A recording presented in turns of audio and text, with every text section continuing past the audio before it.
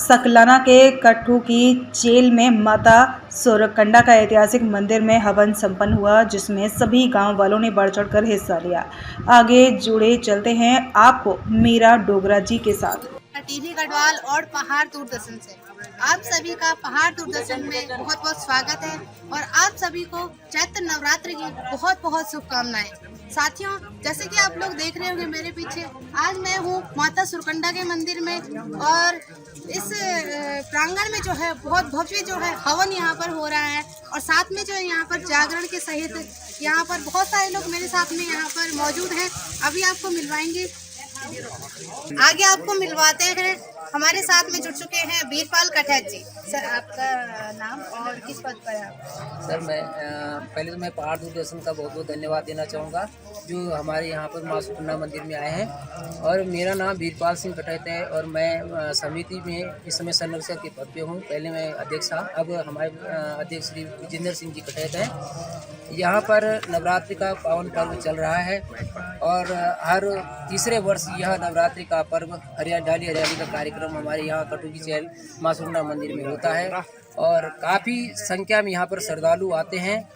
और ये मंदिर काफ़ी पौराणिक है और अब इसको काफ़ी दिव्य और भव्य बन चुका है और यहाँ पर काफ़ी दर्शक बहुत दूर दूर से श्रद्धालु यहाँ पर आते हैं। और भंडारा भी यहाँ पर निरंतर 2027 तक बुक हो चुके हैं। लोगों की इतनी श्रद्धा है और इतनी श्रद्धा से ये दिव्य और भव्य मंदिर बने हैं। आज का कार्यक्रम अभी हवन चल रहा है और इसके बाद शाम को भजन संध्या का कार्यक्रम है। अरविंद उनियाल पार्टी यहाँ पर भजन संध्या का कार्यक्रम करेंगी। बहुत ही दिव्य और सुंदर भजनों का गायन होगा। कल को यहाँ पर सुबह हवन की पूर्णाहुति के बाद आरती और प्रसाद, सामूहिक परिक्रमा, प्रसाद वितरण, भंडारा यहाँ पर होगा। विशाल भंडारे का आयोजन है और मार्केट में भी काफ़ी चहल पहल है। और इसी के साथ साथ मैं ये कहना चाहूँगा कि जो भी श्रद्धालु मेरे को देख रहे हों या देखेंगे, उनसे मैं निवेदन करूँगा कि इन समस्त कार्यक्रमों में आप आज शाम से जो कार्यक्रम है उनमें और कल प्रसाद वितरण में हरियाली पीने के लिए आपको मैं यहाँ पर आमंत्रित करता हूँ। धन्यवाद। देखा आपने किस तरीके से जो है हमारे पहाड़ों में, हमारी देवभूमि उत्तराखंड में जो है लोगों के अंदर कितनी श्रद्धा है। तो सर, मैंने सुना है यहाँ पे कि कुछ इतिहास से जो है संबंधित यहाँ पर कुछ ढोल दमाऊ वगैरह कुछ है? जी, यहाँ पर हमारे पास ऐतिहासिक बहुत पुराना ढोल दमाऊ है जो कि मेरे ख्याल से मुझे लग रहा है कि 50-60 साल पहले, 70-80 या 100 साल पहले का ही ना हो, शायद 100 साल, 7 शेरी कुछ या ऐसे कुछ कहावत में है, वो तांबे का है और हमने यहाँ पर धरोहर के रूप में उसे सजो रखा है।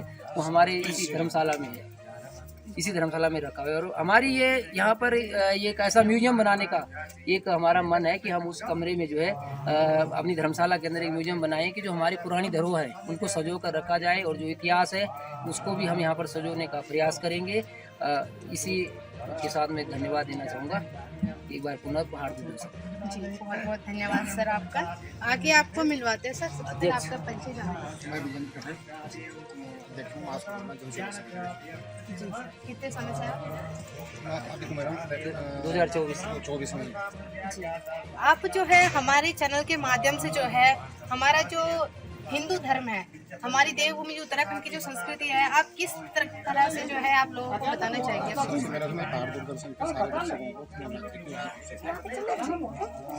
आपका सवाल है कि क्या मैसेज है? हमारा हिंदू धर्म जी पूरे विश्व में जी। हमारे रीति रिवाज चैत्र नवरात्रि अन्य हम सब लोगों से अपील करते हैं कि अपने कार्यक्रम अच्छे से और हमें अपने धर्म के प्रति सजग रहने की जरूरत है।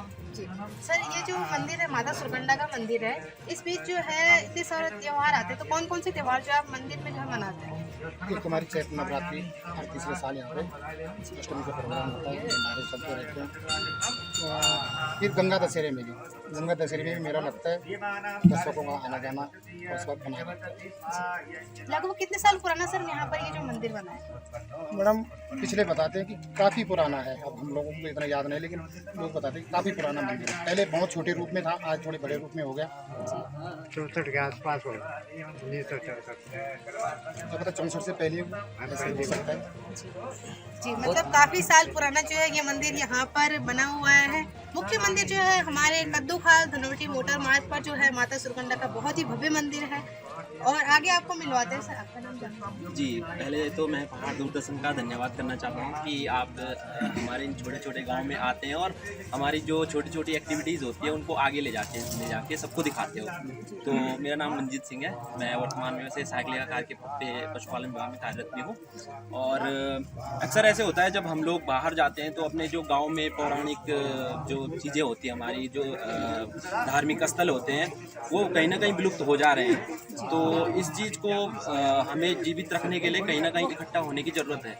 तो हालांकि मेरी भी इतनी छुट्टी थी नहीं, लेकिन मेरे को आना मतलब मन में था कि भाई जाना है।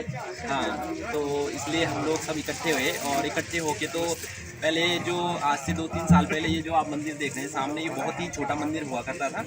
हम तो बचपन से आते थे, यहाँ पे हम पढ़े भी हैं, पीछे एक स्कूल था हमारे उसमें, तो पुरानी यादें जुड़ी हैं। और धार्मिक स्थल पे जब हम जाते हैं तो हमारे जो दुख होते हैं वो कहीं ना कहीं दूर हो जाते हैं। अगर हम सच्चे मन से जा रहे होते हैं तो कहीं ना कहीं दूर होते हैं।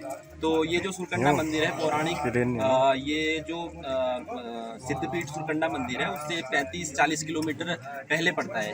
मालदीप्ता से लगभग 20-25 किलोमीटर आगे है ये।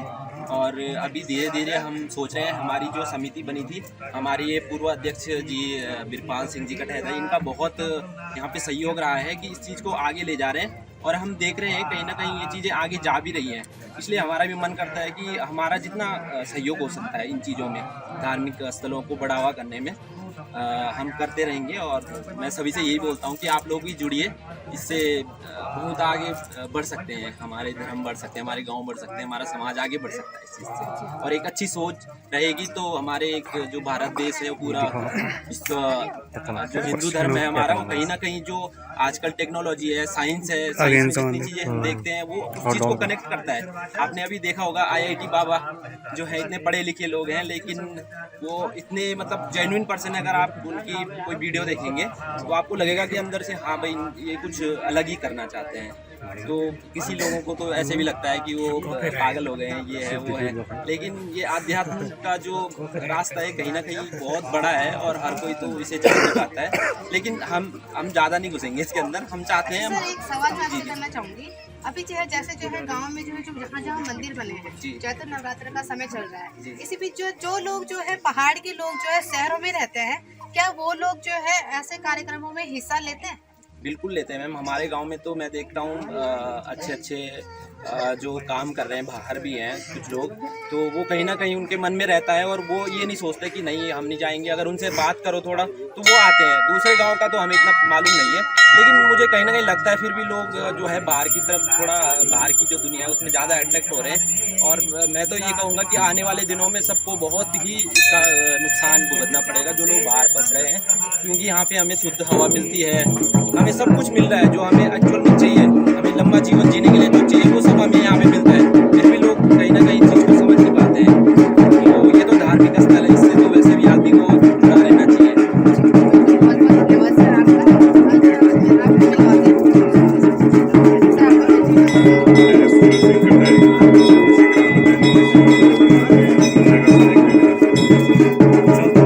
आप कहाँ से हैं? अच्छा, आप भी इधर से। कार्य क्षेत्र भी इधर। जी सर, एक छोटा सा सवाल कहना चाहूँगी आपसे। अभी जो है माता सुरकंडा के जो मैती पक्ष होता है वो जड़धारियों को कहा गया है, सर ऐसा क्यों है? अब वो बताते हैं कि वहीं से माता की उत्पत्ति हुई थी, तो मैती पक्ष हुई। स्पष्ट रूप से सर कोई बताना चाहेगा कि जड़धारियों को जो है माता सुरकंडा का जो है मैती गाँव क्यों कहा जाता है? कोई कुछ मतलब है इतिहास उसका। कोई जड़धारी था और आनंद सिंह जड़धारी जी, और वो जो है उनको वो एक गुडरी के रूम में माता उनको उस सुकुट पर्वत पर मिली थी। और ऐसे कुछ बताते हैं कि वो बताते हैं कि मेरा मायका मैं उस आपके मतलब मेरा मायका आपके गांव में है, ऐसा कुछ इतिहास है उसका। पूर्ण रूप से पता नहीं है लेकिन ऐसा कुछ है, आनंद सिंह जड़धारी से जुड़ा हुआ है। और गुडरी के भेष में माता मिली थी, ये भी कुछ जुड़ा हुआ है। फिलहाल हमारा तो वहाँ पे हम अपना इसी जगह पे उन्होंने हमारे गाँव को आशीर्वाद देने के लिए यहाँ पर आई और उन्होंने बोला कि यहाँ का जो इतिहास है कि हमारे गाँव के श्री सुंदर सिंह जी दिवंगत हो चुके हैं, लेकिन उस समय बुजुर्ग कहते हैं कि यहाँ पे माता उनके सपने में आई थी और माता ने ये बोला था कि मैं आपके गांव को छत्र छाया में रखना चाहती हूँ, मेरा एक मंदिर बनाइए सपने। खबरों में अब तक के लिए बस इतना ही। फिर होगी आपसे मुलाकात, तब तक के लिए नमस्कार और देखते रहिए पहाड़ दूरदर्शन न्यूज। ऐसे ही लेटेस्ट अपडेट पाने के लिए हमारे चैनल को सब्सक्राइब करें और तुरंत नोटिफिकेशन पाने के लिए बेल आइकन प्रेस करना ना भूलें। यदि आप हमें फेसबुक या इंस्टाग्राम के माध्यम से देख रहे हैं तो हमारे पेज को फॉलो जरूर करें। धन्यवाद।